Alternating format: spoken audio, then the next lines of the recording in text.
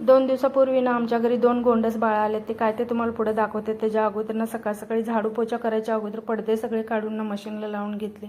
त्याच्यानंतर झाडू पोछा केला आणि झाडू पोछा केल्यानंतर ना सगळं काम आवरल्यावर छान अशी देवपूजा करून घेतली, कारण आज गुरुवार होता. देवपूजा झाल्यानंतर ना नाश्त्यामध्ये आज पोहे बनवलेले. आमचा आज दिवस ना पूर्ण खाण्यातच चाललेला आहे. पोहे वगैरे खाऊन झाल्यानंतर ना दुपारच्या जेवणामध्ये आज पुरी बटाट्याची भाजी, श्रीखंड, वरण भात होतं. तर सगळा स्वयंपाक झाल्यानंतर अगोदर देवाला नैवेद्य दाखवलं, त्याच्यानंतर आम्ही जेवण वगैरे केलं.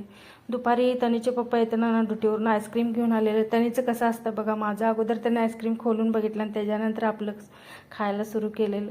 तर इथं आईस्क्रीम वगैरे खाऊन झाल्यानंतर ना टी व्ही युनिट आणि टेबलवरती ना थोडीशी धूळ साचलेली म्हणून सगळं साफ करून घेतलं. त्याच्यानंतर फोटो वगैरे सगळं पुसून घेतले.